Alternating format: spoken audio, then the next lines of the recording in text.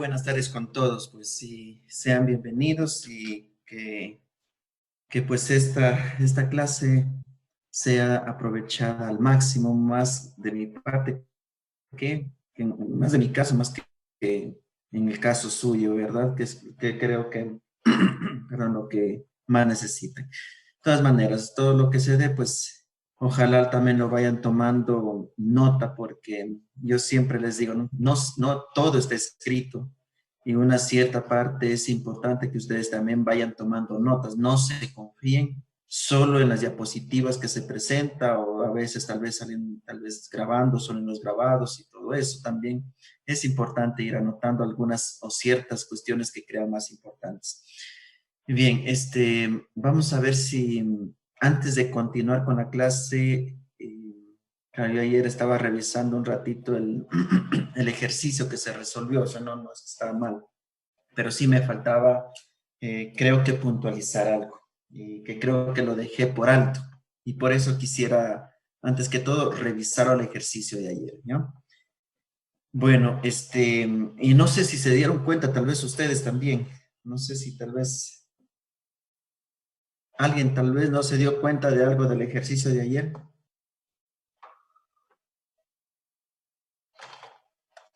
Nada, muy bien. Entonces son solo oídos, ¿no? Bueno, la cuestión no es que está mal resuelto, no es que está mal resuelto, sino que ayer llegamos hasta la conclusión. ¿Se acuerdan que era el ejercicio? O voy a ponerlo primero el ejercicio, ¿ya? Para hacerles tomar en cuenta algo nomás. El ejercicio era este de aquí, donde decía que se desea calentar 250 kilogramos por hora de agua, desde 50 hasta 90, empleando aceite. Con este CP se dispone para este proceso de aceite de 180 grados centígrados y con un flujo que era igual de 250 kilogramos por hora. ¿Listo? Así como de los intercambiadores de calor de doble tubo. Se tenía estos dos intercambiadores, ¿ya? Este de aquí y este de acá. La pregunta era seleccionar, o sea, ¿cuál de estos dos me conviene seleccionarlo para este proceso de acá? ¿Sí? Entonces había que justificar también un poco la respuesta. Listo, con esta consideración del problema, vamos a aclarar en algo. El ejercicio haciéndole como un resumen así muy general.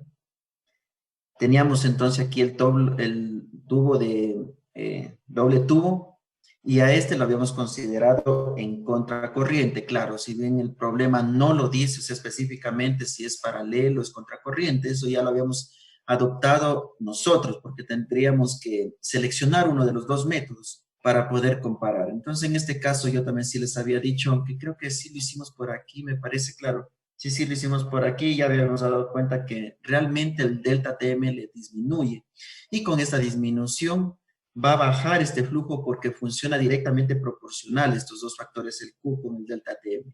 Entonces, creo que estaría justificado plenamente por qué se escogió el de contraflujo. Bien, la cuestión de aclaratoria, o sea, estaría en esta parte de aquí, en este balance energético que era QG, que el calor ganado va a ser igual a menos el calor perdido y va a ser igual a la transferencia de calor. Y yo creo que aquí hay que hacer la puntualización. De todas maneras, seleccionando estos dos, pues habíamos hecho el balance energético y calculábamos la temperatura de salida del fluido caliente, porque este no lo tenemos. Sabíamos que el fluido frío ingresa a 50 y tiene que salir a 90. Esto es consideración de diseño. Estos son de diseño. Ahora, para este proceso utilizamos aceite a 180 grados centígrados. Lo que no conocemos es a qué temperatura va a salir aquí. Entonces habíamos hecho un balance energético que el calor que está ganando el 1, perdón, el calor que está ganando el 1 es que está absorbido por el otro fluido, sin considerar pérdidas o calores asumidos por los materiales. Eso no estamos considerando aquí, ¿no? Entonces, en ese aspecto quedaría correctamente esto. Ahora, ¿cómo se pasa el calor del ganado al perdido? Pues era por la transferencia de calor. Muy bien. Hacíamos el balance energético y encontrábamos esta temperatura, 96.28. No se nota bien. 96.28. Luego habíamos hecho el delta TML con el diagrama que era contracorriente. Aquí se puede ver, ¿no es cierto? Es el diagrama a contracorriente y sacábamos el delta TML. Ya que en este caso salía 65,73 y como era de doble tubo, solo el doble tubo, en el caso de la metodología del delta TML, solo este caso el factor es 1. Independiente si es flujo paralelo o contraflujo. Es independiente eso. Entonces, en este caso no estábamos calculando ni P ni R. Ya no había necesidad de eso porque esos dos factores, el P y el R, se calcula solo cuando vamos a seleccionar este factor R. En este caso, entonces, no habíamos calculado. Bueno, con esta consideración, entonces, el flujo de calor del intercambiador de calor va a ser igual a F UA delta T donde para el primer intercambiador habíamos seleccionado entonces con los datos que nos daban del primer intercambiador, ¿no es cierto? ¿Ven? Aquí. Y salía 18, que este intercambiador realmente lo que nos puede con este delta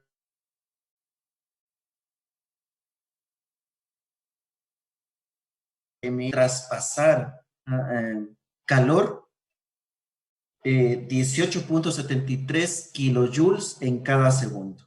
Esa es la potencia, la capacidad que tiene el primer intercambiador. El segundo intercambiador, que teníamos estas características de 1 metro cuadrado y 370, tendríamos esta capacidad de aquí, ya era o sea, de una potencia mucho mayor. Bueno, no mucho mayor, pero sí es mayor con respecto a los 18 que nos está proporcionando el otro intercambiador, ¿sí? Creo que está listo. Solo si es que tienen alguna pregunta, está ahí, me la realizan. Y si es que se dieron cuenta,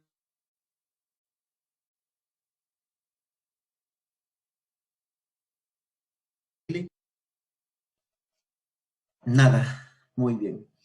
Este, la cuestión que estaba, mejor dicho, que faltaba por determinar es que, claro, nosotros habíamos dicho con esto, entonces, aparentemente, entre estos dos, la conclusión era, claro, como el segundo me permite mayor transferencia de calor y como me dice seleccionar, entonces yo simplemente digo, como esto es de mayor prestaciones, entonces voy a comprar este. Es como cuando ustedes a veces, no sé, ya seguramente han pasado en cómo es esto de seleccionamiento de los calibres del conductor para una casa, para una vivienda, o bien la capacidad del transformador eléctrico. Ya voy a basarme exclusivamente en el cableado eléctrico. Por ejemplo, si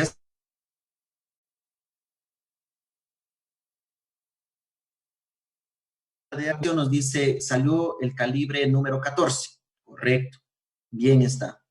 Y si le ponen calibre número 12, ¿funcionará o no funcionará? Claro que sí, ¿no es cierto?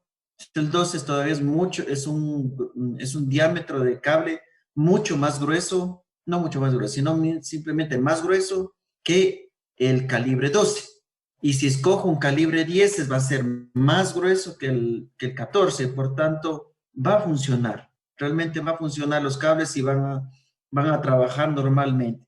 Sin embargo, el número 12 y el número 10 son cables que están sobredimensionados porque suficiente era el calibre 14. ¿Ya? Eso era lo que faltaba comprobar aquí. No sabíamos, o sea, realmente esta es la capacidad de cambiador, correcto, sí. Esta es la capacidad, pero ¿cuánto yo necesito? O sea, para hacer este proceso, ¿cuánto yo necesito? Y eso es lo que me faltó calcular ayer, realmente, no, lo perdí de pista, porque hasta aquí lo que hemos calculado simplemente es la capacidad que tiene cada intercambiador.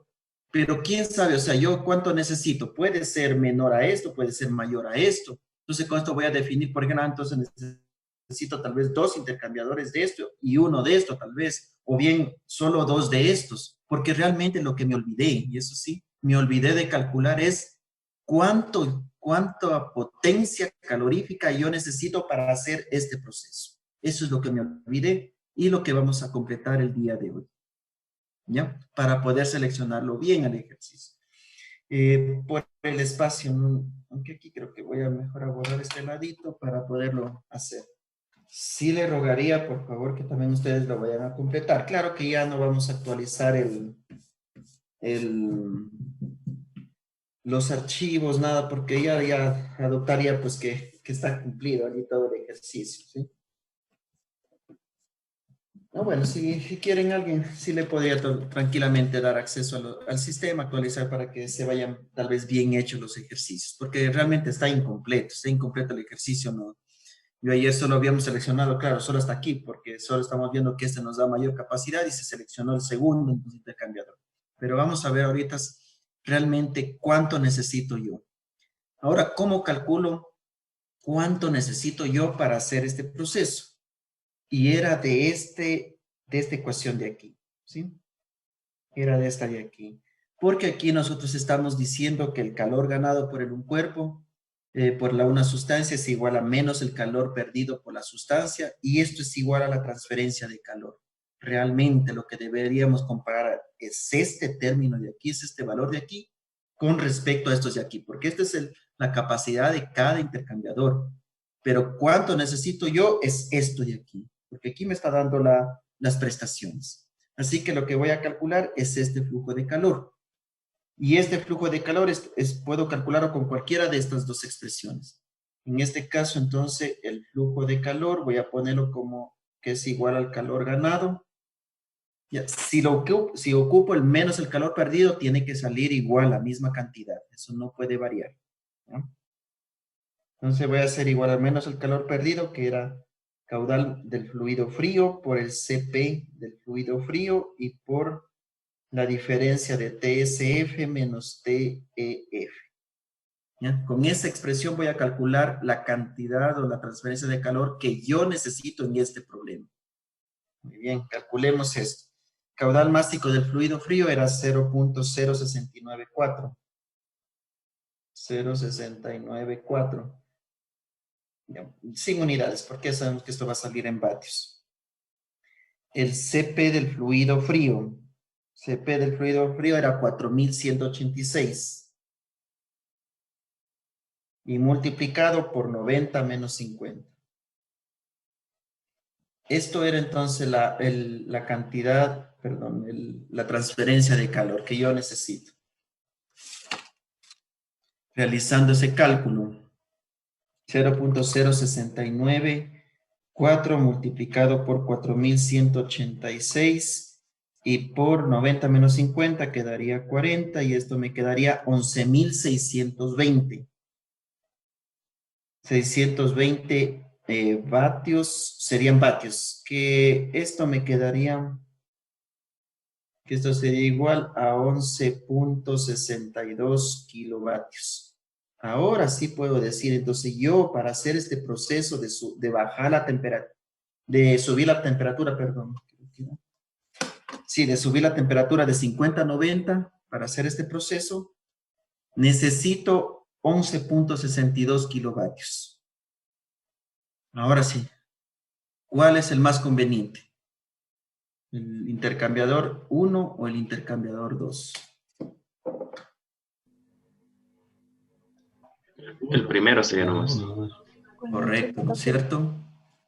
Y allí, claro, la respuesta que ayer enviaron realmente, allí sí está mal, porque claro que nos va a servir el de 24.32, nos va a servir, sino que está sobredimensionado, ¿no? Que no conviene realmente, que para 11.62 suficiente el primer intercambiador.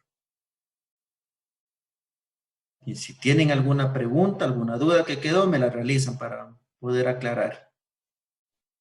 Miro, yo tuve una duda, pero el ejercicio siguiente el que nos mandó a realizar, o sea, comparando con un compañero, yo ocupé el calor perdido y él ocupó el calor ganado.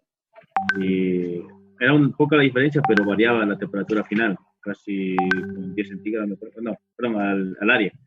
A uno le salía 0,40 y algo y a mí me salió 0,6. Entonces no sé si ahí aún hicimos, aunque vimos que la única diferencia era esa, que yo calculé el calor con el calor ganado y él con el calor perdido. Pero sí variaban lo que es la respuesta final del área. Aquí, No, en en este el mismo ejercicio, ejercicio. Ah, en el no, el otro. siguiente que sigue, sí, el que nos mandó para realizar en clase. Ya. Claro que no tiene que variar tampoco mucho, porque imagínense, está saliendo de aquí mismo. Y de aquí mismo no tiene que variarse en gran cantidad. realmente no tiene por qué variaros en tanto. Si aquí también le queremos hacer, o sea, con el otro va a salir tal vez 11 punto, ¿cuánto saldrá? 11.30, no sé cuánto representará eso.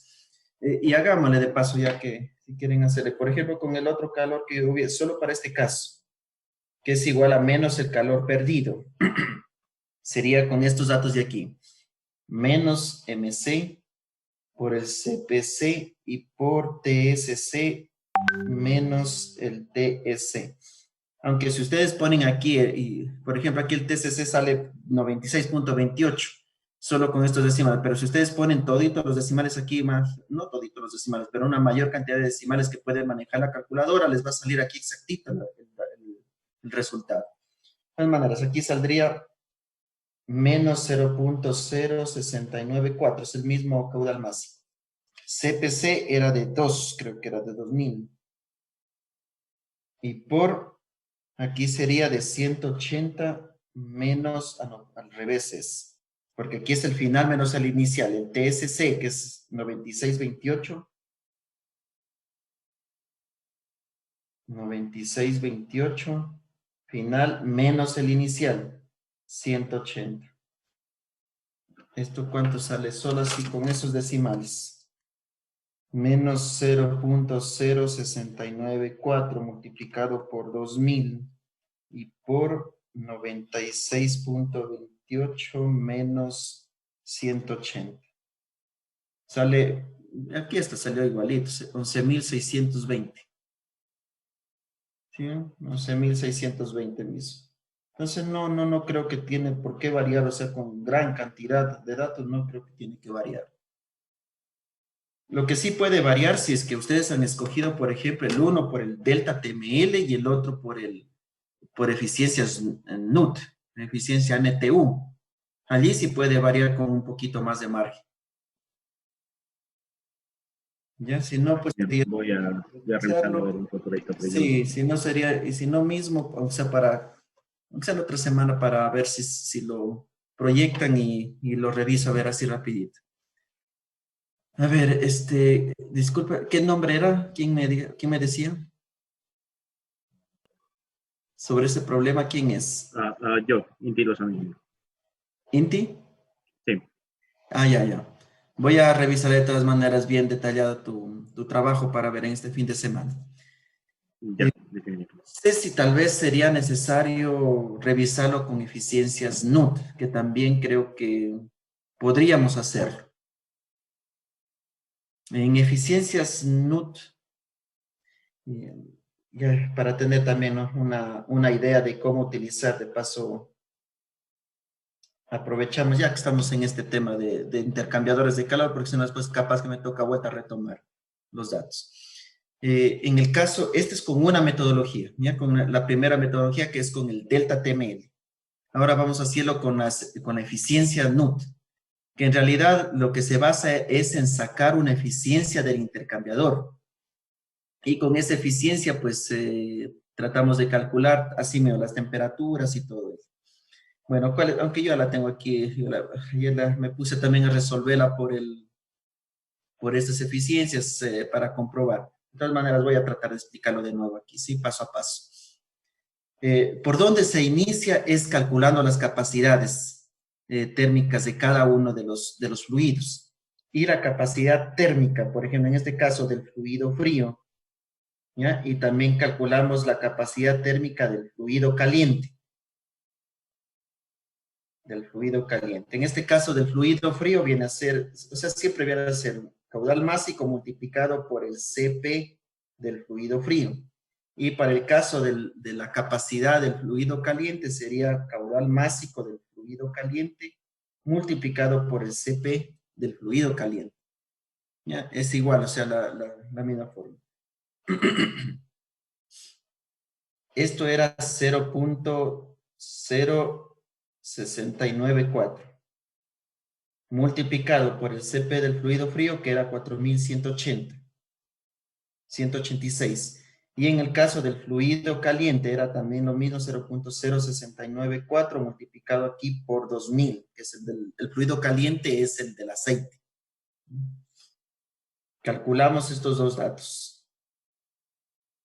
C del fluido frío, C del fluido caliente. Yo por ahorrarme el espacio no voy a hacerlo aquí.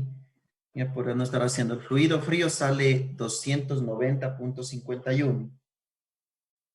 290.51, esto sería joules por segundo, que sería vatios en realidad, por Kelvin.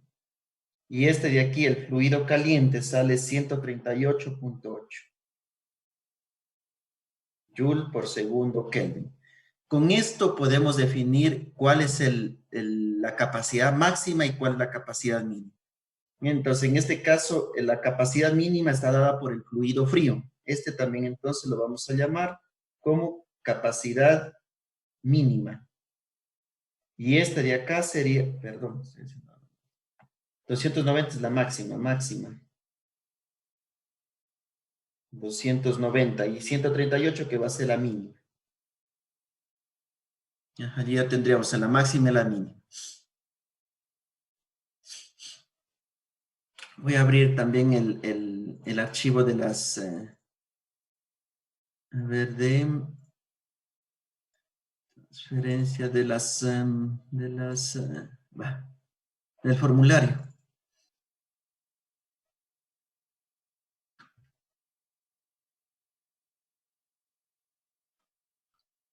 Bien, nos vamos a lo que es eficiencia SNUP, porque eso estamos haciendo. Ya hemos calculado, ya sabemos cuánto vale C min y cuánto vale C máximo, ¿no es cierto? Ahora vamos a calcular este factor de aquí. ¿Cuál es la idea? O sea, primero tratar de calcular ¿cómo se llama?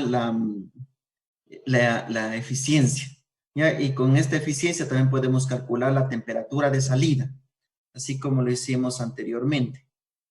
¿Ya? En este caso, por ejemplo, inicialmente empezamos con el cálculo de esta temperatura de salida, así que vamos a hacer eso también aquí.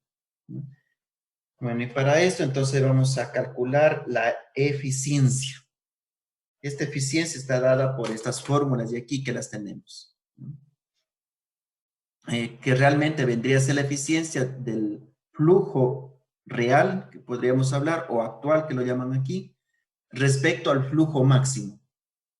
Y el flujo máximo siempre está indicado, pues, o acá lo podemos calcular también, estará dado por C min multiplicado por la... aquí sí, otra vez les haría la recomendación y el recordatorio. No se vayan a confundir aquí, es contrario, porque aquí está dado todo en respecto a la terminología de inglés. Yo vuelta acá estoy escribiendo con la terminología española. Esto, por ejemplo, este TC, claro, para mí en español significará temperatura caliente, pero acá vuelta en esa terminología de inglés es fría porque viene de cool, ¿ya? Disculpará mi pronunciación. Entonces, esto viene de temperatura fría. Y la temperatura caliente son con los subíndices H. Entonces, no se vayan a confundir aquí que esta es la temperatura caliente, por ejemplo. Y esto, bueno, viene de entrada. Entonces, aquí en realidad es, bueno, capacidad mínima que ya lo tenemos, que vale 138.8. Temperatura, aquí sería temperatura de entrada del fluido caliente, TEC, menos temperatura de entrada del fluido frío. Así se calcula el Q máximo. ¿Ya? Realmente, como tenemos las dos temperaturas de entrada es la de 180 y de 50. Sería esta diferencia de temperatura, 180 menos 50 aquí. Así que sí podemos calcular este flujo máximo. Y el flujo real, que es el que nos debería salir, no podemos aquí despejar de aquí. Y el flujo máximo ya lo podemos calcular. Lo que nos falta calcular es todavía esta eficiencia. ¿Ya? Y este flujo actual es el que debería de salirnos aquí, de 11.620. Este Q es este de aquí, el Q actual. ¿Sí? Pero bueno, esta eficiencia también podemos calcular con estas dos expresiones adicionales.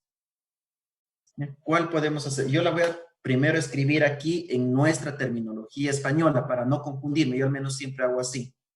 Sí, porque ya, créanme, desde que fui estudiante nos enseñamos a escribir, nos enseñaron también a nosotros a escribir así TC, TF. Y después, claro, yo consultando, esto ya, yo no aprendí con por si acaso, con este documento. sino que me lo adapté yo porque realmente lo veo bastante intuitivo, sí, bastante resumido. Pero hay que manejarse con una terminología, yo creo que al menos de mi parte, el español. En este caso, entonces, yo siempre trato de trasladar las expresiones que están acá en el formulario, trasladarla a nuestra versión, ¿ya? Entonces voy a ponerlo primero esas fórmulas para no confundir. Entonces, eso sí lo voy a dejar escrito aquí como el flujo actual. Voy a escribirlo así mismo, pero ya sabrán, este flujo actual es este Q de aquí, dividido para el flujo máximo. Y esto va a ser igual. Aquí CH vendría a ser entonces la capacidad máxima, perdón, la capacidad máxima, capacidad esta del fluido caliente. Así que voy a poner aquí CC, fluido caliente. ¿Cuánto vale este fluido caliente? Pues vale esto de aquí, que vale 138.8, ¿sí? Entonces este dato sí lo tengo. Multiplicado por temperatura de, estoy aquí, ¿sí? En esta partecita de la primera expresión. Bueno, aquí en esta parte. Temperatura de entrada, J también caliente. Temperatura de entrada del fluido caliente, menos temperatura de salida del fluido caliente también. Dividido para Cmin. Capacidad mínima significa eso, capacidad mínima. Multiplicada por temperatura de entrada del fluido caliente. Ahora estoy en estos denominadores, ¿ya? Temperatura de entrada del fluido caliente menos temperatura de entrada también, y este es del fluido frío, cool. Va a ser igual también esto a capacidad, allí está CC, ahora estoy acá, en esta parte. CC que vendría a ser del fluido frío, CF, multiplicado por temperatura de salida de cool, que es otra vez frío, menos temperatura de entrada del fluido C otra vez cool, que sería frío, dividido para Cmin multiplicado por temperatura de entrada del fluido caliente, menos, ahora estoy en el denominador aquí, menos temperatura de entrada del fluido frío. Allí ya tengo las expresiones. Y entonces ahora sí voy a utilizar estas de aquí, realmente. Y voy a ver qué puedo calcularlo también, porque no sé si se pueda todo todavía. Por ejemplo, aquí el CF tengo, el Cmin tengo, TSF tengo, ¿cierto? Que serían los 90. TEF también tengo, esta también tengo y esta también tengo. ¿Sí? Entonces puedo aplicarle esta expresión de aquí. El E entonces va a ser igual, aplicando este de aquí, va a ser CF, que vale 290.51, multiplicado por TSF, que vale, TSF vale temperatura de salida del fluido, 90. 90 menos 50. Estoy aquí del fluido frío. Dividido para Cmin, que va a ser este de aquí, 138.8. Multiplicado por temperatura de entrada del fluido caliente, 180 menos 50 del fluido frío. 180 menos 50. A ver, este es TS, que es 180 y temperatura de entrada 50. Sí está bien, 180 menos 50. Aquí voy a sacar la efectividad, la eficiencia. 290.51 por 90 menos 50 quedaría 40, dividido para 180 menos 50 daría 130 por 138.8. Me quedaría una eficiencia del 64.4%. Esa es la eficiencia del intercambiador. Por eso se lo llama este método de la eficiencia neta. Entonces este tiene, en tanto por uno quedaría 0.644. Que esto sería igual a tener una eficiencia del 64.4%.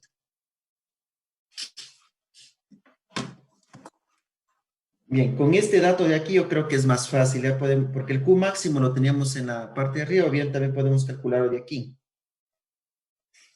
El C máximo, este Q máximo es igual a esto de aquí. Es para no estar aplicando de nuevo, tratando de sacar esta ecuación de acá arriba. Anteriormente que le había puesto, este de aquí. Esta expresión de aquí es la misma que aparece aquí. Cmin, THIN menos TCIN, ¿sí? Entonces no hace falta aquí, de nuevo. Así que puedo despejarlo de aquí realmente.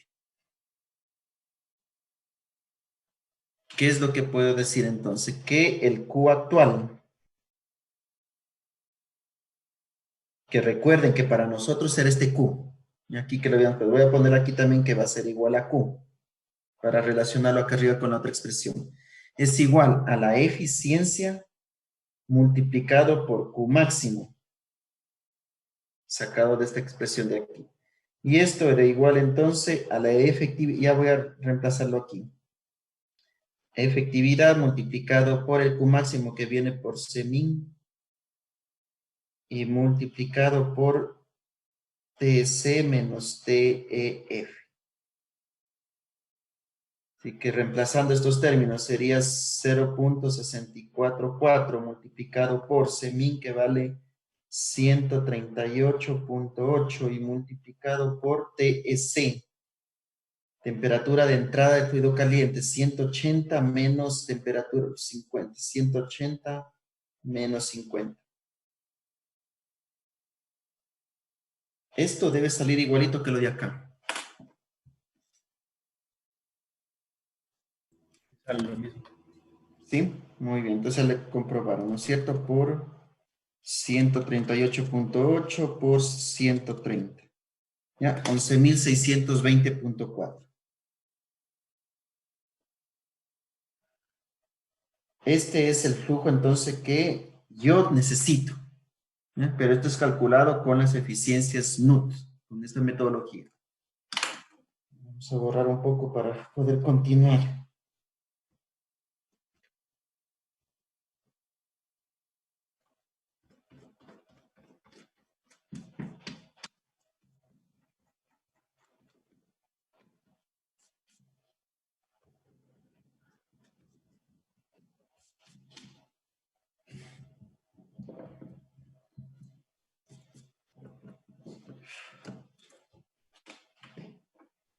Muy bien, ¿cómo compruebo yo realmente? ¿Cómo hago esto? Aquí tenemos otra expresión,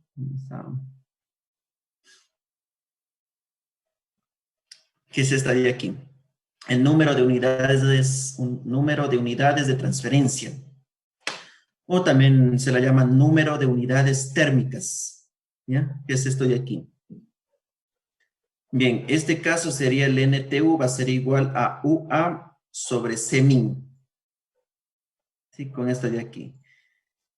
¿Qué es lo que puedo hacer yo? O sea, calcular, por ejemplo, tal vez el NTU, porque tengo, ¿no es cierto? Tengo estas características tengo de cada uno de los intercambiadores. ¿Cierto? Acá, por ejemplo, tenía del primer intercambiador, tengo el A y el U. Y el Cmin ya lo tengo calculado. Entonces yo puedo calcular un NTU para cada uno de los intercambiadores para saber cuántas unidades térmicas necesito. Perdón, cuántas unidades térmicas dispongo en cada uno de estos intercambiadores. Y luego eso compararlo con el NTU que necesita el problema. ¿Sí? Eso es más o menos lo que vamos a hacer. Eso es por un lado. O la otra es tal vez calcular este net. Bueno, también tenemos que calcular igual. Cualquier forma creo que no nos va a salir. Vamos a hacer primerito, antes que calcular el de los intercambiadores, vamos a calcular el que yo necesito. O sea, para este diseño. ¿Cuántas unidades térmicas necesito yo para hacer este proceso? Eso es lo que vamos a hacer. Muy bien. Entonces, en este caso, el NTU, claro, tenemos que respaldarlos también en las en las tablas. Pero antes de pasar a esto, porque este NTU es una función, creo que no sé si está aquí. Miren, la eficiencia es una función que depende del número de unidades térmicas y de la relación de capacidades. O sea, necesitamos estos dos, por decirles, o sea, necesitamos por lo menos de estos tres términos que aparecen, la eficiencia, el NTU y el CR, por lo menos necesitamos saber dos de ellas y la otra ya la podemos despejar. ¿Ya? Entonces, en este caso, ya la eficiencia ya la tenemos, 0.644.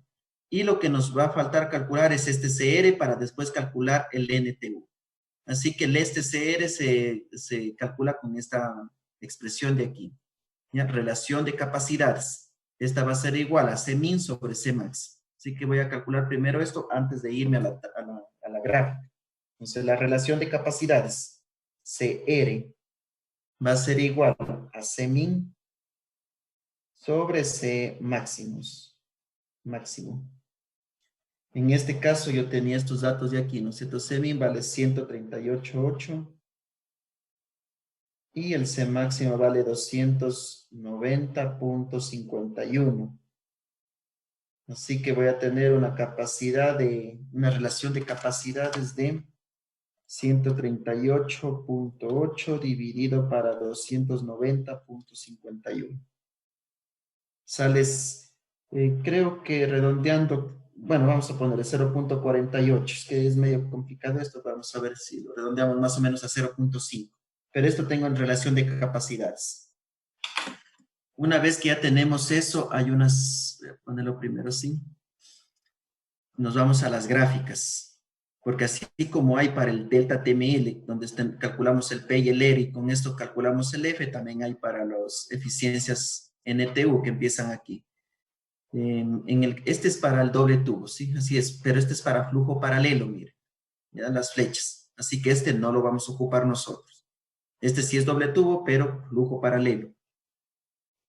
Este de aquí es doble tubo a contraflujo, que es el que vamos a necesitarlo en este momento, ¿sí? Entonces, por ejemplo, ¿qué es lo que tenemos? La relación de capacidades por un lado, el NTU por acá y la eficiencia por el lado de acá. Entonces, con dos de los datos que tengamos ya podemos calcular el otro. Como yo tengo capacidad entonces de relación de capacidades sería 0.48. Ya claro, estaría entre este intervalo. Entre 1, 2, entre la 3 y la 4. 1, 2, 3 y 4, por aquí. Entre esto de aquí estaría más o menos 0.5. Y el otro valor que yo tengo es el valor de la eficiencia. Y la eficiencia, recuerden que era 0.644. Voy a mejor trazarlo por acá en Paint. Mejor para trazarlo mejor aquí. A ver, tendría entonces más o menos, primero el 0.64, aquí sería 2, 4, más o menos por aquí, ¿no es cierto? Más o menos esa es la línea de 0.64. Y la línea para el CR de 0, que era 0.48, más o menos 0.45, 1, 2, 3, 4, más o menos, justo está por aquí, por en medio.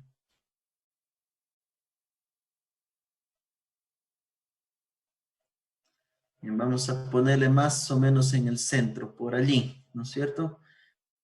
Esto sería 1.246.810. Si 1, 2, casi el 4, 1.3, sería por el medio 32, 1.32 más o menos. Vamos a tomar ese dato, ¿sí? Eso es NTU, 1.32. Esto es entonces a partir de la figura 7, que es lo que voy a poner. A partir de la figura 7, NTU vale 1.37. Entonces aquí vamos a escribir de figura 7, formulario,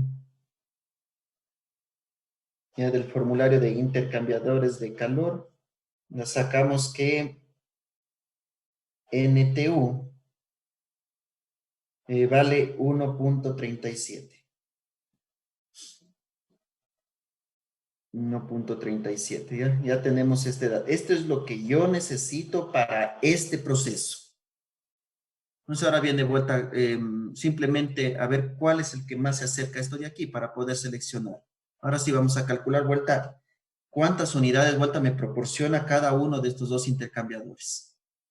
La fórmula del NTU es, nuevamente regresemos, es este de aquí, ¿no? Entonces, por ejemplo, vamos a poner entonces la fórmula del NTU para el primer intercambiador. NTUI va a ser igual a A sobre C min. Este no lo podemos cambiar porque este es el fluido que está circulando, ¿no es cierto? Así que este es constante. Es este de aquí, este no lo vamos a cambiar. Así que el U y el A es lo que cambian dependiendo de las consideraciones de las capacidades del intercambiador. En este caso, para el primer caso sería entonces aquí 570 por 0.5. 570 por 0.5 dividido para Semin que vale 138.8. NTU para el primer intercambiador sale 570 por 0.5 dividido para 138.8.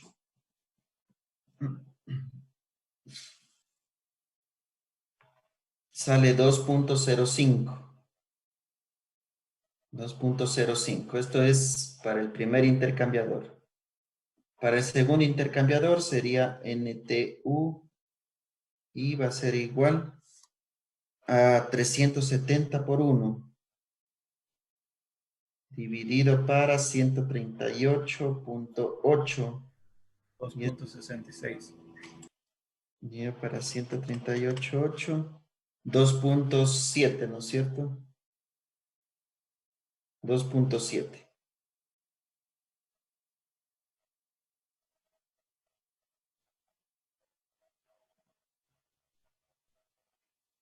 Con esta información de aquí, pues claro, seleccionaríamos también a sí mismo, el más cercano. Este de aquí tenemos más. Así que el que mejor me conviene para lo que yo necesito va a ser igual, el primer intercambiador. Eso es entonces. También entonces la conclusión se obtiene que el primer intercambiador es el más idóneo para este proceso de aquí.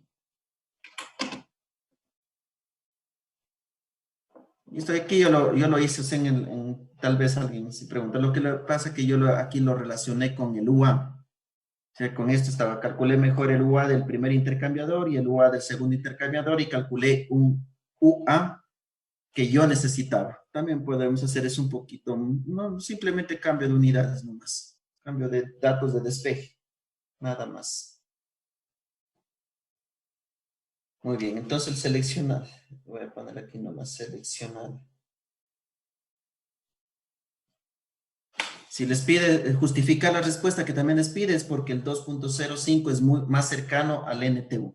Si escogemos este de acá, también funcionaría, pero estaría sobredimensionado, este de aquí. Bien, esa era la aclaratoria que quería hacerles, ¿no?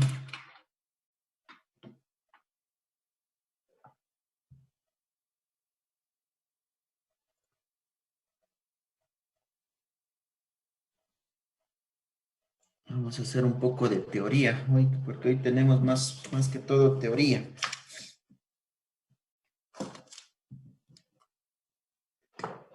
Bueno, si van necesitando alguna explicación tal vez adicional, porque vamos a ver también algunos términos que son realmente termodinámicos, pero son muy necesarios acá y por eso es que también lo voy a ver.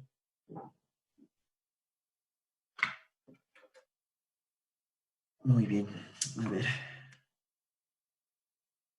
Un poco de recordatorio de lo que vimos ayer, ¿no es cierto? Entonces, toda máquina térmica tiene que estar trabajando entre dos temperaturas diferentes. Esa es una de las primeras características, y el ciclo de Carnot que también sale allí.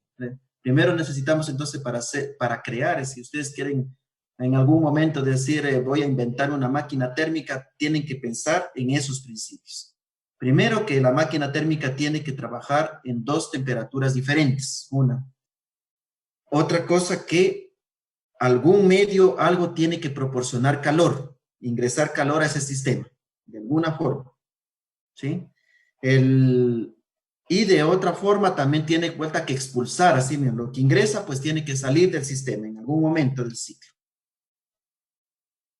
Bien, y también para hacer esto, para que pueda absorber ese calor de los cuerpos y expulsarlo por otro lado del circuito, obligatoriamente tenemos que ingresar un trabajo. Específicamente, habíamos dicho, un ejemplo de la refrigeradora, o también podemos ponerlo de, por ejemplo, el motor Stirling, también que creo que también lo manejan algunos. Motor Stirling también por algún lado, por ejemplo. También, ¿dónde ingresa? Trabajamos entre dos temperaturas. El uno que es en la cámara y el otro también tiene otra cámara de expulsión del calor. ¿Quién es el que ingresa el calor? Va a ser la vela que se le pone. O también hay motores Stirling, por ejemplo, como solares. Entonces, en este caso sería por el sol. Y en la otra, en la cámara de salida del calor, que también tenemos otra camarita al lado donde se pasa ya el fluido frío. ¿Sí? Entonces aquí vamos a salir, mejor dicho, el fluido caliente se pasa y sale. Y para eso, pues estamos rodando esa masa que teníamos que empezar a rodar, entonces empezamos a poner el trabajo que está, en este caso, claro, estaba, porque es una máquina no de refrigeración, es una máquina térmica. Y en este caso, lo que estaríamos es aprovechando trabajo. Claro que allí de vuelta es contrario a esto, el trabajo sale del sistema, porque esa ruedita que empieza a girar allí es lo que estamos utilizando, pero ese es un trabajo entonces. Muy bien, eso es en principio. En el caso de la refrigeradora, más específicamente, que quiero ir nuestro enfoque que está allí, es dónde ingresa calor, es a través de los productos.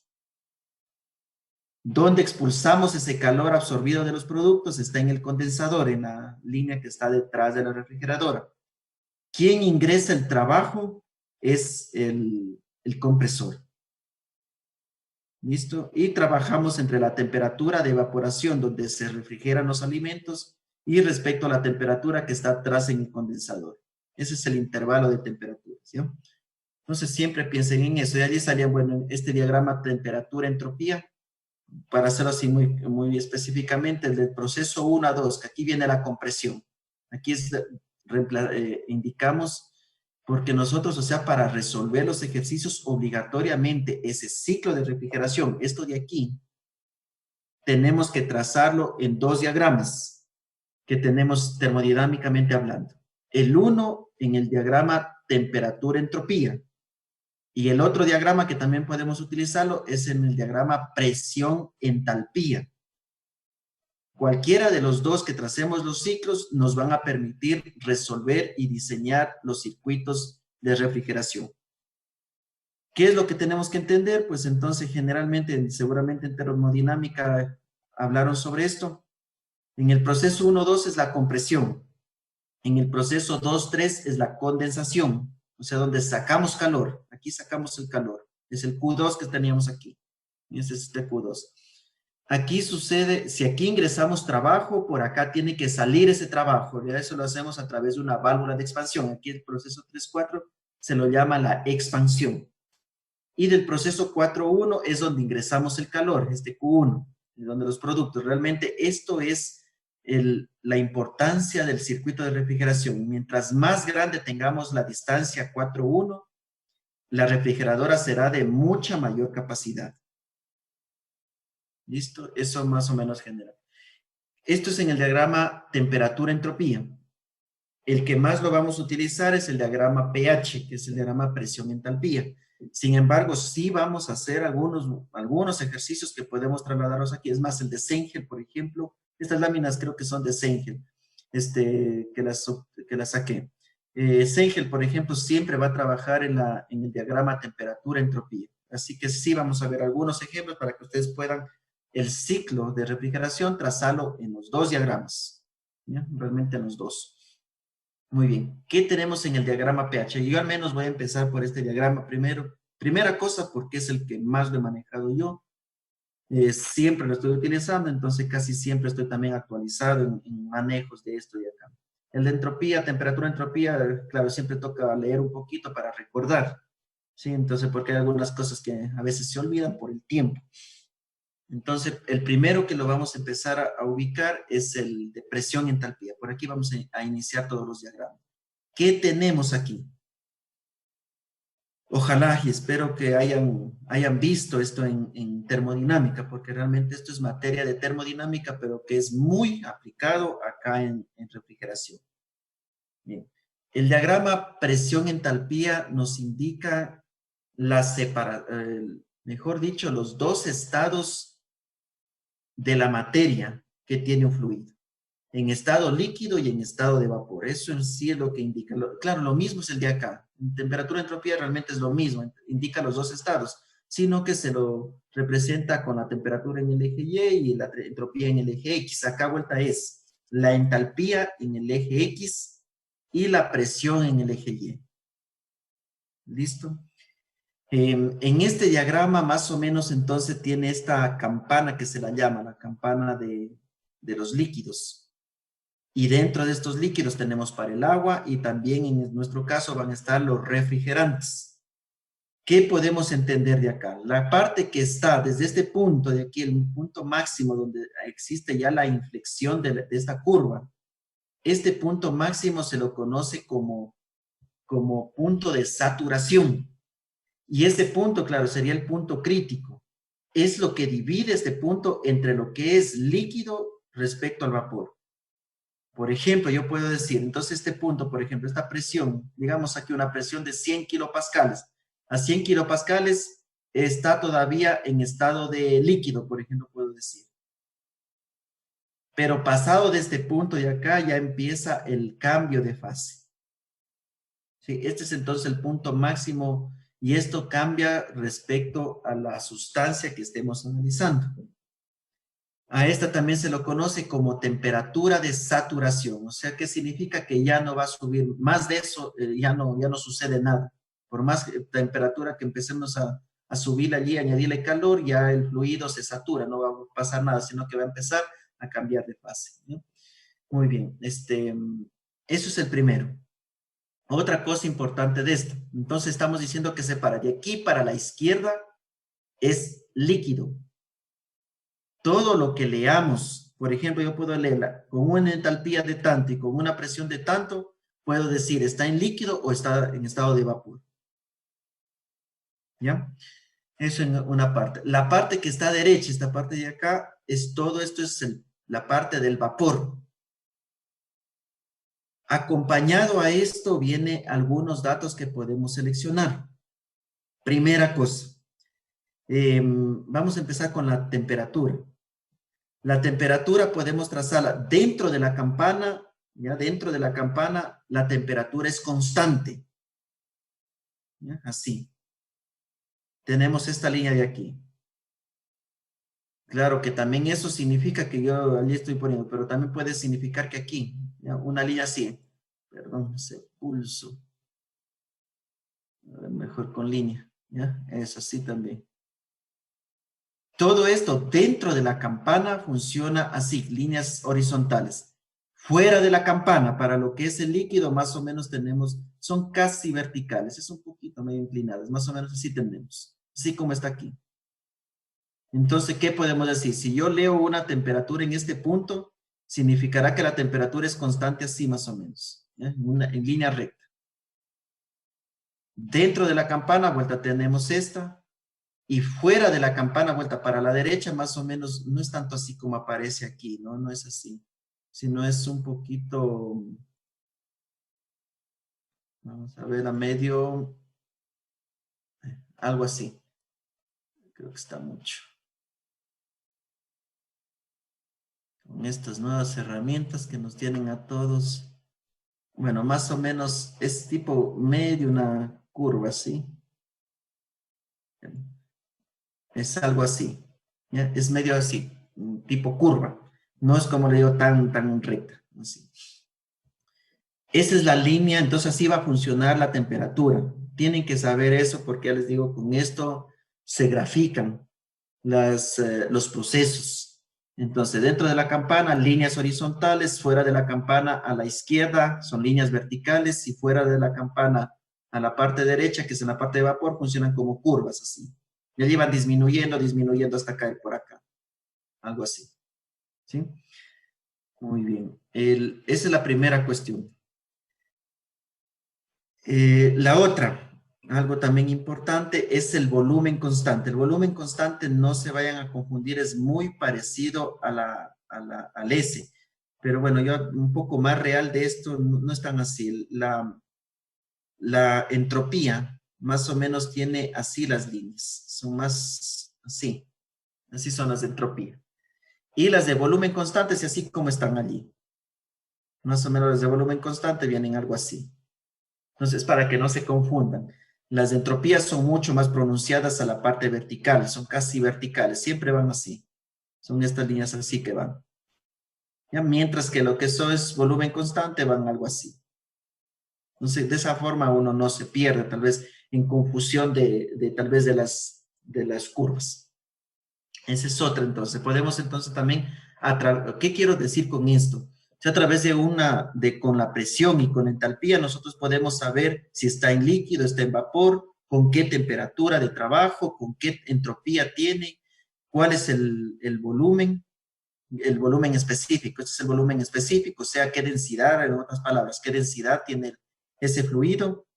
Y otra que también es muy importante, que es este X, que se lo llama título del vapor. ¿Qué más se lo llama? Calidad del vapor. ¿Sí saben lo que es el título del vapor? Calidad de vapor me suena más o menos. Calidad del vapor. A ver, ¿qué es la calidad del vapor? Sí, a ver, se supone que una calidad de vapor es que no tiene partículas de agua. Mientras más, Muy bien. Ujú. ¿cómo lo explicaría? Correcto. Sí, no, Sí, algo así. No sé sí, explicarlo. sí. Muy bien, Inti. Gracias también por la participación. Siempre tú estás allí atrás de las respuestas. Se tomará, ¿no?, en cuenta siempre la participación.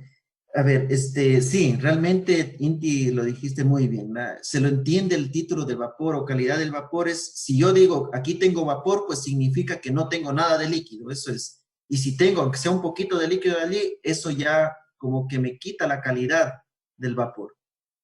Y a eso se refiere. Entonces, de aquí esta X de aquí representa eso realmente. Entonces, yo, por ejemplo, puedo decir, si el líquido, digamos, está aquí a unos 10 grados centígrados, 10 grados centígrados con una entalpía de no sé cuánto, por ejemplo, ¿ya? Entonces, vengo aquí en este punto. Con 10 grados centígrados que trazo desde aquí, o con la presión también puedo decir, o tiene el tal líquido está, perdón, tal sustancia está a una presión, algo, o bien con la temperatura, y con una entalpía de un valor también, por ejemplo, digamos 100 kilocalorías por kilogramo. Trazo ese punto. Si ese punto no coincide con esta línea que es la de líquido, entonces podemos decir que tiene cierto porcentaje todavía que está en líquido. ¿Ya? Para que sea totalmente vapor, tiene que estar aquí, coincidiendo con toda esta curvatura. Con toda esta. Entonces, si yo digo, por ejemplo, tiene una entalpía de tanto y tiene esta temperatura de 10 y justo coincide con esta línea, entonces puedo decir que aquí estaría al 100% vapor. Por tanto, el X aquí sería 1, porque significa el X está diciéndome la calidad del vapor, como digo. ¿Ya? Entonces, por ejemplo, puedo tener valores por aquí, que tal vez está 0.5, por ejemplo. Allí significará, el X cuando vale 0.5 significa que está mitad líquido y está la otra mitad todavía, perdón, solo la mitad está en vapor, la otra mitad todavía sigue en estado de líquido. Esto también es muy utilizado, por ejemplo, para cuando se quiere hacer calderas. La función de una caldera es convertir todo el líquido en vapor. Si alguna parte se quedó todavía en estado líquido, entonces se dice que todavía el vapor no está al 100%, es una mala calidad del vapor. ¿Ya? A eso más o menos hace referencia este X. Entonces nosotros también con este diagrama de presión y entalpía, también podemos encontrar el porcentaje de líquido y el porcentaje de vapor que está. Acá también, claro, hacemos muchísimo, utilizamos esto porque ustedes, o sea, para cuando el fluido está en estado líquido, es cuando puede absorber calor. Es el mismo principio cuando ustedes ponen la olla, ¿no es cierto? La olla a cocinar. La ponen la olla en estado líquido aquí. Y allí le empiezan a poner calor, ¿no es cierto? Entonces el líquido, como está en líquido, esto puede absorber este calor. Lo mismo pasa en la refrigeradora, donde ponen ustedes los alimentos. Por aquí pasa la tubería, ¿ya? Por aquí vamos a suponer la tubería. Y aquí ponen ustedes los alimentos. Por esta tubería lo que circula es el refrigerante en estado líquido, porque si circula aquí en estado de vapor, no va a poder refrigerar nada. Pero, ¿qué es el problema de esto? A medida que absorbe calor aquí, empieza a evaporarse aquí esto de aquí. Claro, llegarán a un momento en que se acaba todo el líquido y allí ya tendríamos 100% vapor, o sea, un X igual a 1. En este caso de acá también así mismo. Pero imagínense también a veces, ya cuando llega los fines de semana, justamente hoy viernes, ¿no es cierto? Al menos los que estamos a veces enseñados en comprar solo las cosas fines de semana para que nos aguante toda la semana. Claro, el viernes casi está la refrigeradora vacía. En este caso ya está poquitos productos y por aquí empieza a circular el refrigerante. Si vino por aquí 100% y habían poquitos productos por aquí, tal vez solo un 20% se pudo evaporar y el resto sigue líquido todavía. Y eso es malo, por ejemplo, para el compresor. El compresor no comprime líquidos. Eso es algo perjudicial y es algo que trabajan bastante todavía las empresas actuales. Yo siempre estoy leyendo, ¿no? Los avances sobre esto, cómo están, por eso lo que digo, que no es que he ido a ver, pero sí leo en cuanto a esto de los refrigerantes, Danfoss, que hay algunos compresores, los catálogos que vienen, algunas entrevistas, ¿no? Que hay por allí en la red, siempre están en esto. O sea, este es un reto realmente para las que fabriquen esto, cómo hacer que esto así sea, existan poquitos productos aquí, pero aquí todito se haya evaporado, 100%, porque el compresor comprime vapor, no líquidos. Ese líquido además se mezcla con los refrigerantes, con los aceites que tiene el compresor y eso daña tanto al refrigerante como a los aceites del compresor. Es una mala combinación. Bueno, en todo caso, la idea que aquí les quiero decir es que los refrigerantes siempre van a absorber calor en estado líquido. Muy bien.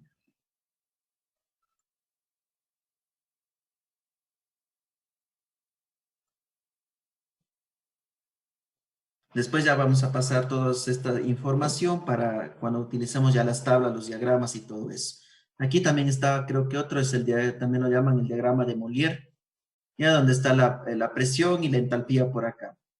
Realmente los datos que nosotros tenemos son la temperatura de trabajo. Por ejemplo, ustedes dicen, y de hecho en la refrigeradora lo que ustedes regulan, dice voy a regular la temperatura, voy a hacerla más fría o no va a estar tan fría.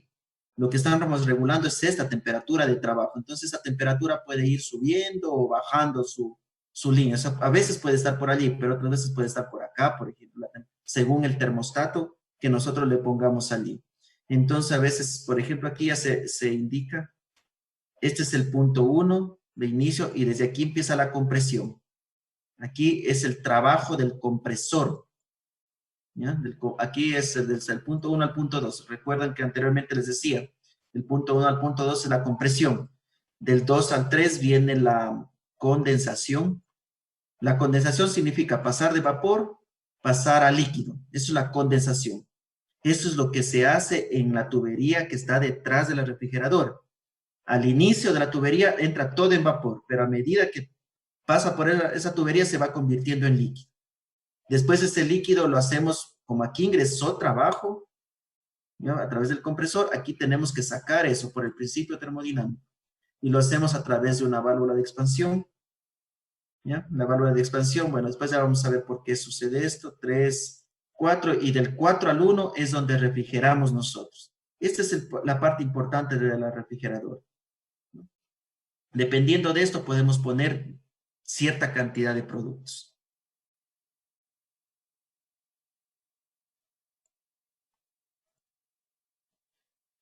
¿Ya? Aquí miren, está mucho mejor. Así es la entropía constante, ¿sabes? También así más o menos como esta. Y el volumen específico es algo así, más tendiente a la horizontal. Bien, en el ciclo de compresión que estamos viendo y el ciclo de refrigeración que estamos viendo, lo vamos a ver a la refrigeración mecánica. Esto, si ustedes están estudiando esto de la historia de la refrigeración, eh, nació, ¿no es cierto? Creo que con los chinos mismo, por allá, en algunos años atrás, entonces idearon o vieron que cada vez que comprimían algún tipo de líquido, eh, o lo expansionaban, por ejemplo, haciéndole el vacío, hacían, o sea, con esta modificación de la presión, hacían o involucraban directamente el parámetro de la temperatura. Y con eso podían obtener diferentes temperaturas, o sea, controlar la temperatura. Eso por allí se dieron cuenta, ¿no? Entonces, a medida que estaba el fluido a diferentes presiones, ya de allí entonces vino el resto de la refrigeración mecánica. ¿Qué elementos tiene una refrigeración mecánica? Eso sí, en su estado más puro, más simple, más fácil de entenderlo, porque ya un sistema un poco ya más real tiene otras cosas. Pero en su sistema más simple tiene estos 4 elementos que los vemos aquí. ¿Ya? El primero, el órgano principal, es el compresor. El segundo es el evaporador, o vamos siendo mejor así como los números, ¿no? Para la derecha. El primero es el compresor. Siempre antes del compresor vamos a llamar el estado 1. Y el estado 2 va a ser después del compresor. Así que yo si les hablo el estado 1 al estado 2, tienen que conocer rapidísimo que ese es el estado de compresión. Allí está el compresor. Esa es la forma estándar también de hablar. Así que no solo estoy diciéndoles yo, sino así lo van a encontrar en todos los libros.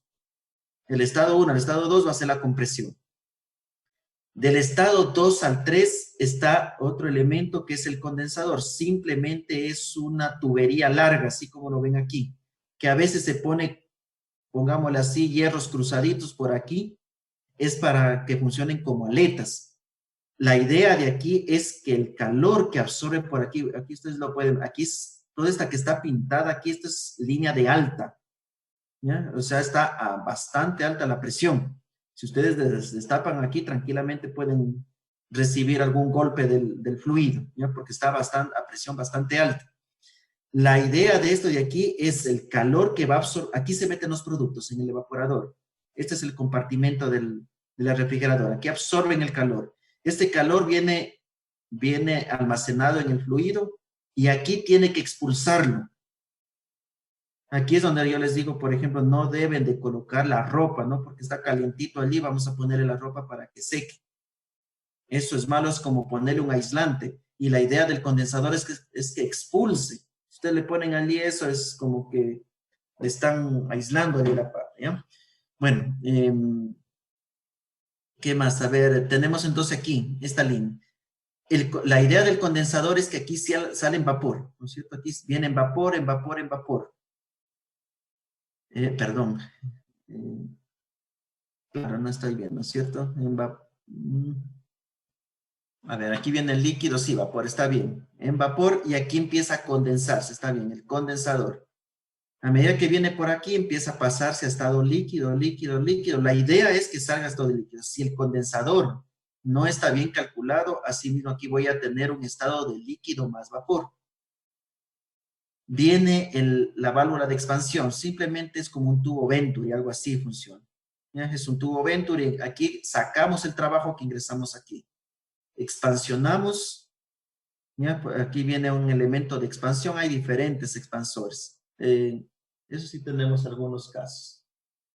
¿Ya? Y pasamos por aquí para nuevamente repetir el ciclo. Aquí ya viene en estado líquido. Viene en estado líquido y otra vez el mismo principio. En estado líquido es como cuando pueda absorber calor. Y otra vez se repite el ciclo. Esto que les estoy explicando, entonces, es el ciclo de refrigeración.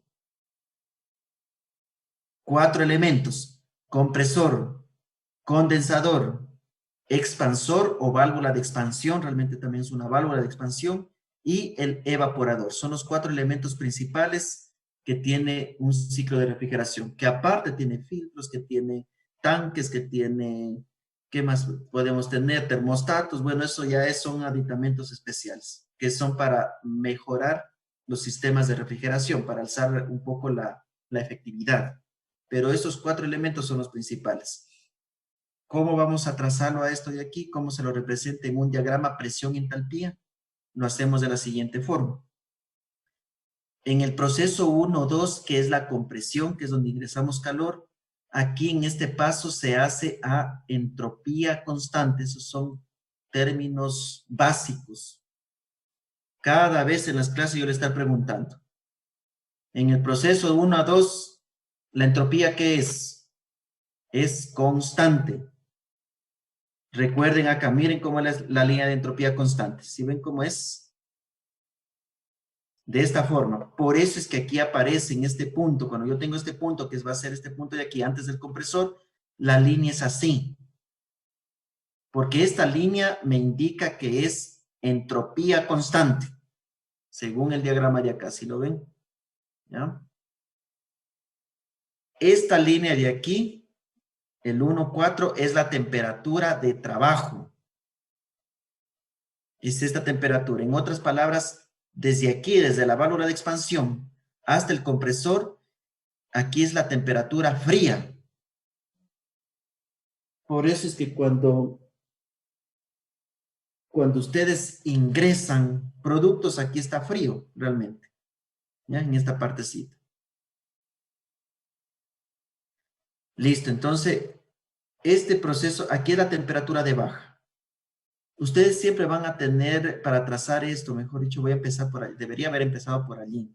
Para trazar este diagrama que ustedes lo ven como un cuadrado, algo así, parecido a un cuadrado, se empieza trazando las temperaturas de trabajo, porque esto es lo que nosotros tenemos. Aquí yo digo, quiero refrigerar a 4 grados centígrados, o quiero refrigerarlo a 12, a 10, a la temperatura que ustedes deseen, incluso más bajo del cero, donde tenemos el congelador.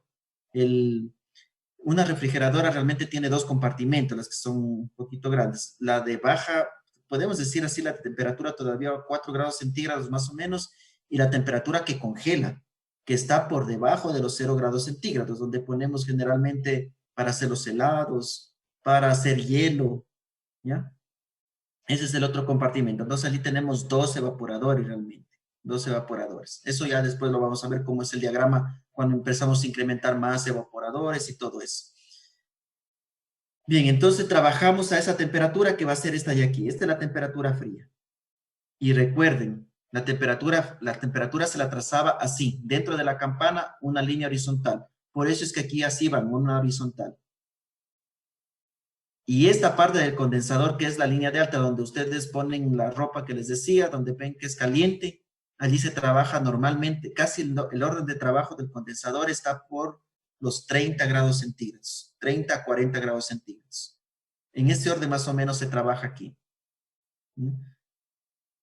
Muy bien, entonces tenemos esta temperatura y desde el punto 1, desde aquí, que se supone aquí tenemos en estado de vapor, por eso es que aquí se traza en esta línea de vapor. ¿Sí ven? Como que todo va teniendo sentido. Esta línea tenemos en vapor, ¿ya? Porque aquí teníamos el líquido y además de absorber el calor, entonces se va evaporando. Entonces aquí lo tenemos en estado de vapor. Aquí estamos asumiendo como que tenemos, o sea, calidades, pero súper bien. Aquí está todito, por ejemplo, 100% vapor. Por eso es que aquí coincide con esta línea. Del 1 al 2 existe la compresión. El principio fundamental es entropía constante, así que se va con esta línea y se va trazando hasta la temperatura de alta, más o menos 30 a 40 grados centígrados. Del 2 a 3 sucede la condensación. No cambia la temperatura, por eso es que viene así una sola línea. Y la idea es que aquí sacamos ya en líquido, por eso es que viene hasta este punto, que es esta la línea de líquido. De 3 a 4, si aquí fue a entropía constante, en el proceso 3-4 que está la válvula de expansión, funciona a entalpía constante. Recuerden que este es el valor de entalpía, por eso es que 3-4 baja así, en una línea vertical. ¿Ya? Línea vertical, porque el proceso 3-4, que es la expansión, es a entalpía constante. Acá el 1-2 vuelta es a entropía constante, no se vayan a olvidar. ¿Ya? Finalmente el 4-1, que estaría la absorción de calor, que sería el evaporador. Más o menos así en un diagrama un poco más tal vez real. Aquí entonces está el compresor, ¿no es cierto? Que va a dar del 1 al 2, es un poco más esquemático para que se acuerden, nada más. Del 1 al 2 es el compresor, del 2 al 3 es el evaporador. Miren que, perdón, el condensador con el evaporador son muy parecidos, realmente son dos tuberías allí. Por eso es que las representan aquí igualito, así mismo. Son dos tuberías con estas palitos que les decía, porque representan simplemente aletas, se ponen aletas y además de eso también suelen ponerse ventiladores para mejorar el H, y con el H estamos mejorando los coeficientes de transferencia de calor, y con eso entonces puede, por ejemplo aquí, este calor puede pasar más fácilmente al fluido, porque ese es el objetivo. Todo este calor de aquí tiene que pasarse acá al evaporador, y por eso les decía antes, es importante que ustedes conozcan realmente los intercambiadores, porque aquí están estos no es más que intercambiadores de calor, son de flujo cruzado, porque generalmente aquí viene el aire, y entonces viene por flujo cruzado y tenemos, y son de flujos generalmente no mezclados, son de flujos mezclados, porque solo tenemos aquí como varillas, pero estas no representan que van a ser, que no se van a combinar entre ellas, ¿no? Se van a combinar. Y lo mismo es el evaporador en esta parte de acá.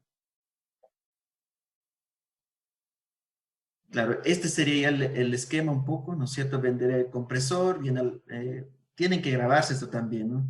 Tienen que grabarse esto. Después del compresor, aquí viene el punto 1, el punto 2, viene después el condensador.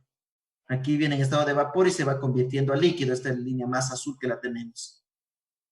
Después de esto viene, este es un recipiente nomás, tiene dos funciones. La una, almacenar el fluido refrigerante, y otra también de separar a veces el vapor del fluido, no del fluido, el vapor del líquido, quiero decir, el vapor del líquido. Bien, viene la válvula de expansión que la tenemos aquí, y aquí tenemos una, no me acuerdo cómo se llama, pero este es un termostato más o menos, es un este es mucho más eficiente. A ver si les explico algo con esto, que ahora son, sí, justo voy a terminar con esta parte de aquí. Algo que quisiera indicarles es que esta válvula realmente es una válvula. La válvula de expansión más fácil es, aquí viene una tubería ancha, así más o menos. Y aquí se hace una estrangulación. Se coloca una tubería bien finita, es bien finita, e incluso voy a dibujar aquí solo linealmente, y se le enrolla, algo así. ¿Eh? Si ustedes la logran ver ahí en la refrigeradora, esta línea, así, algo así, esa es la válvula de expansión. ¿Ya? Y sigue el circuito. Ya después nuevamente se hace una tubería más grandecita. ¿Ya? Pero aquí funciona la estrangulación. Estas válvulas de aquí son constantes, me refiero, en área constante.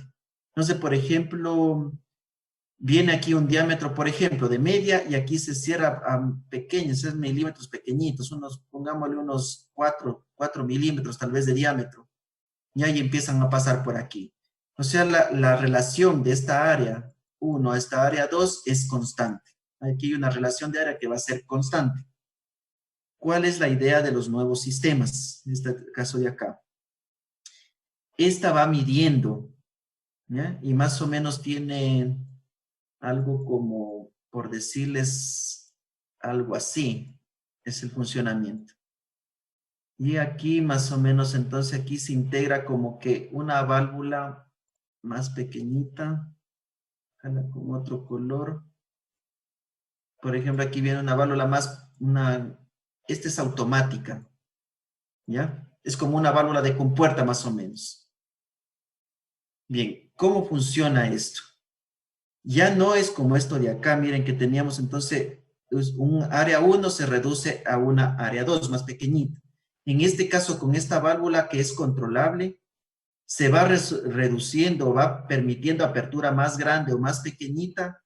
Es decir, que esta área que yo tengo aquí y esta área que yo voy a tener aquí en esta reducción depende, ya no va a ser constante porque depende de la abertura de esta válvula. Y esta se va a cerrar o se va a abrir dependiendo, aquí hay un medidor. Y aquí se le hace circular un fluido. ¿No? Bueno, vamos a subir por esta tubería. Se le hace circular un fluido. Y este fluido es tan sensible a pequeñas temperaturas que hacen que se expanda, que se comprima.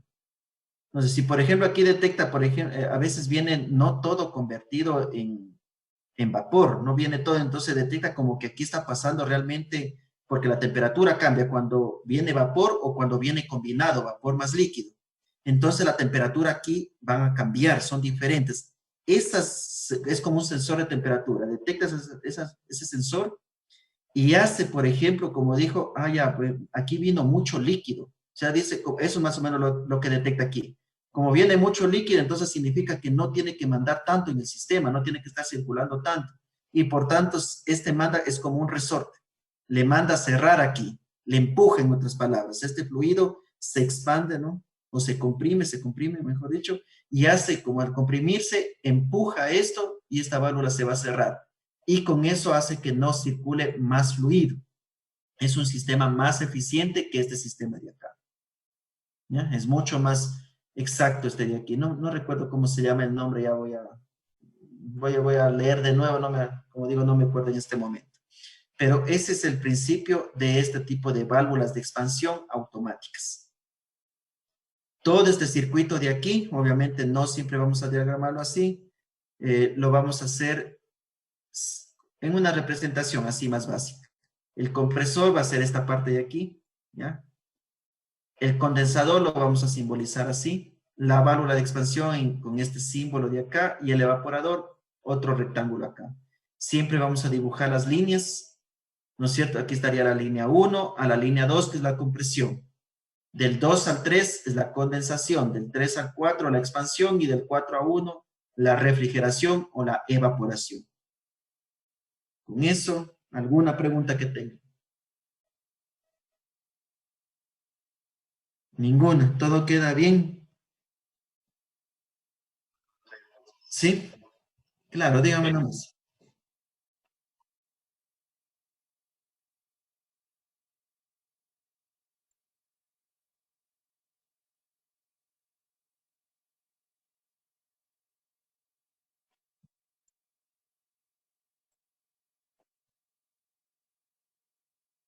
A ver, a ver cómo, el ambiente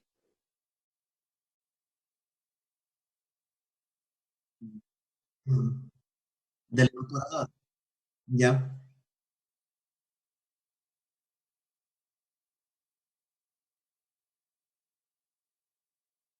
Ya, si en ese caso, o sea, me imagino que aquí, esto está aquí, ya el ambiente, digamos que está suponiendo unos 60 grados centígrados, algo así, más caliente, así. Más frío, no. En este caso, por ejemplo, digamos que aquí está a menos 10 grados centígrados. Si nosotros aquí le estamos refrigerando a 5 grados centígrados.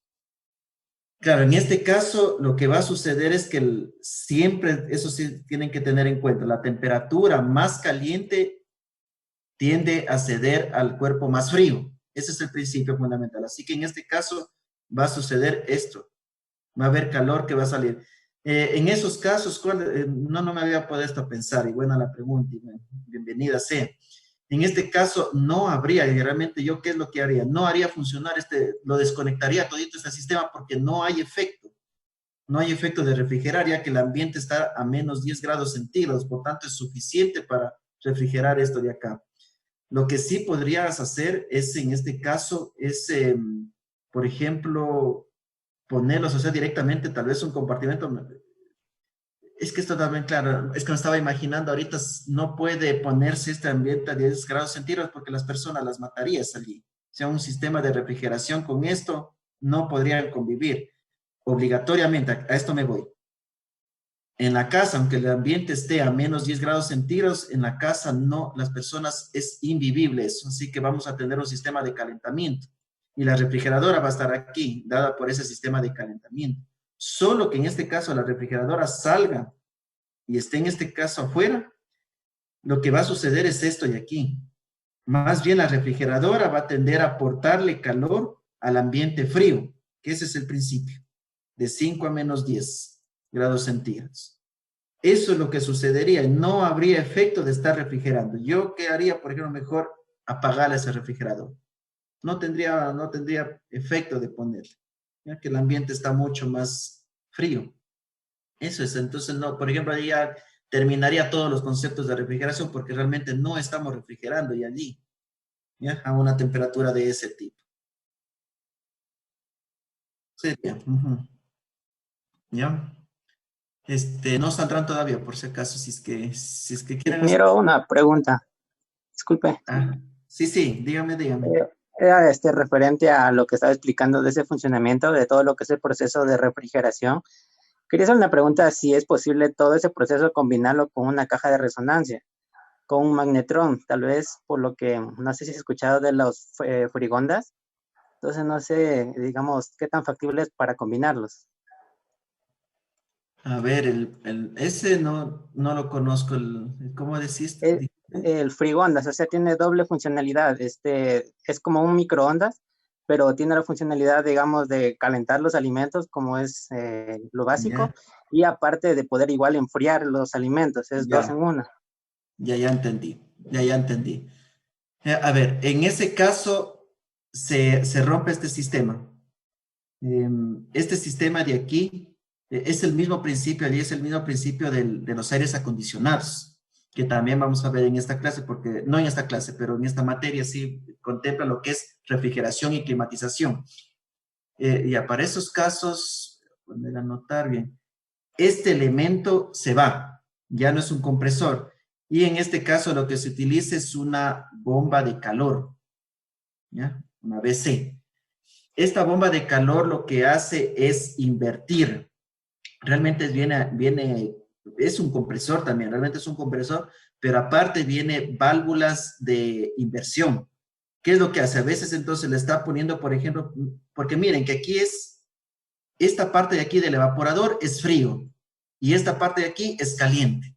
¿Qué es lo que hace una bomba y así siempre va a suceder con un compresor, esto va a ser constante. Pero con una bomba de calor, lo que hace es invertir esas tuberías. Esta tubería ya se pasa a la de acá, le hace como un bypass. Y esta tubería de acá, vuelta se conecta a la de acá. Entonces, de esa forma, esto que era caliente pasa acá y esto que es frío pasa acá, porque siempre, eso sí, no pueden decir que ya le voy a convertir acá, pero no tengo que sacar en ningún lado el calor. Siempre tienen que haber los 4 elementos, sino que lo que estamos haciendo es esta inversión. Suponiendo que aquí es ¿cómo es ese nombre que me dijiste? Ya el que enfría y el que calienta, por ejemplo. Entonces, La caja de resonancia. la caja de resonancia, no sé cómo la llamarán. No, es donde enfrían y donde calientan, ¿qué dice? Como el microondas. El frigondas. A veces entonces enfrían, con el sistema normal enfrían así. Cuando están queriendo cambiar el sistema, entonces lo que se hace, esto pasarse acá y esto se pasa acá, por este cambio de tuberías que se hace. Eso lo vamos a ver mucho más explícito cuando veamos los sistemas de climatización. Allí se va a ver una parte de lo que son estas inversiones de giro, porque allí, como les digo, el acondicionador de aire es un ejemplo clarísimo también de eso que tú me estás hablando. Porque un acondicionador de aire a veces enfría el ambiente y a veces calienta según nuestra disposición. Los elementos son los mismos, pero se interpone una bomba de calor y la bomba de calor lo que tiene es un compresor. Además del compresor, tiene válvulas inversoras, invierten el camino. ¿Ya? Eso es. Pero al principio yo que te digo que te puedo dar por el momento la respuesta es porque esos integran una bomba de calor. Y esta bomba de calor tiene esas válvulas de inversoras. ¿Ya? Ya, gracias, ingeniero. Muy bien. ¿Algo más tal vez? Muy bien. Entonces para tomarles a ver, la foto.